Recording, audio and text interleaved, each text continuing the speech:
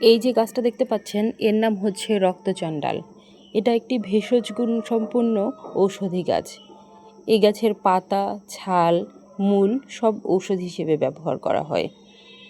এই গাছটাকে রাস্তায় এখানে সেখানে অযত্নে অবহেলায় জন্মাতে দেখা যায়, তবে এর গুণাগুণ জানলে আপনি কিছুটা অবাক হবেন। এই ধরনের গাছপালা রিলেটেড ভিডিও সবসময় দেখতে চাইলে আমার চ্যানেলটি সাবস্ক্রাইব করুন। শরীরের কোনো স্থান দিয়ে যদি রক্ত পড়া শুরু হয় এবং সেই রক্ত পড়া বন্ধ হতে না যায়, তাহলে এই রক্তচণ্ডালের গাছের পাতার রস থেতো করে বা চটকিয়ে খেলে সেই রক্ত পড়া আস্তে আস্তে ভালো হয়ে যায়। তবে যেহেতু এটি একটি ভেষজ গাছ এবং এই গাছের একটা পরিমাণের ব্যাপার আছে, আপনি যে কোনো পরিমাণ খেতে পারবেন না, তাতে যে কোনো রকম পার্শ্ব প্রতিক্রিয়া দেখা দিতে পারে। তাই এটাকে ভেষজ হিসেবে গ্রহণ করার পূর্বে অবশ্যই কোনো ভালো ভেষজ ডক্টরের পরামর্শ নেবেন, তারপরে গ্রহণ করবেন। এছাড়াও অনেক সময় জ্বরের চিকিৎসায় এই গাছকে ঔষধ হিসেবে ব্যবহার করা হয়। ত্বকের বিভিন্ন চিকিৎসায় এটাকে ঔষধ হিসেবে ব্যবহার করা হয়ে থাকে।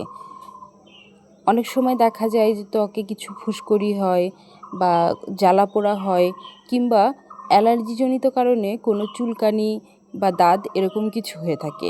এই সমস্যাগুলোকে সমাধান করতে এই গাছের পাতার রস ব্যবহার করা যেতে পারে।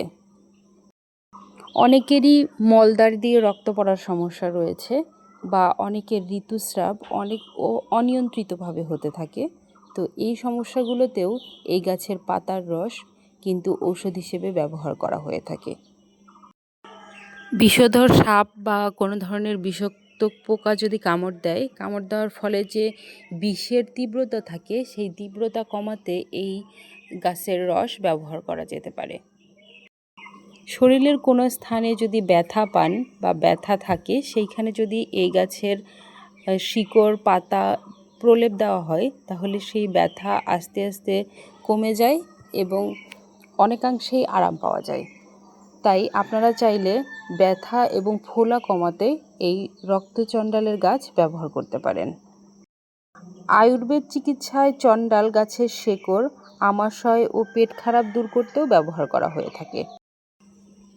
যে কোনো ধরনের ভেষজ গাছ থেকে বাচ্চাদেরকে দূরে রাখবেন, কারণ বাচ্চারা যদি এ সকল গাছের পাতা ছিঁড়ে খেয়ে ফেলে, সেক্ষেত্রে কোনো না কোনো পার্শ্ব প্রতিক্রিয়া হলেও হতে পারে। তাই বাচ্চাদের নাগালের বাইরে রাখুন ভেষজ গাছগুলো, এবং ভেষজ যে কোনো ঔষধ ব্যবহার করার পূর্বে অবশ্যই কোনো ভালো ভেষজ ডক্টরের পরামর্শ নিন, তারপরে ব্যবহার করুন। আমরা ভিডিও তৈরি করি শুধুমাত্র আপনাদের গাছ সম্পর্কে ধারণা দেওয়ার জন্য। ধন্যবাদ আমার ভিডিওটি দেখার জন্য। আজ এই পর্যন্তই। অন্য কোনো দিন দেখা হবে অন্য কোনো ভিডিও নিয়ে। সেই পর্যন্ত ভালো থাকুন, সুস্থ থাকুন। আপনি যদি আমার এই চ্যানেলে নতুন হয়ে থাকেন, চাইলেই আমার চ্যানেলটিকে সাবস্ক্রাইব করতে পারেন এবং পাশে থাকা বেল বাটনটি দাবিয়ে রাখতে পারেন। তাহলে আমার সব ভিডিওর নোটিফিকেশান আপনার কাছে পৌঁছে যাবে। গাছপালা সংক্রান্ত কোনো মতামত থাকলে কমেন্ট বক্সে জানাতে পারেন।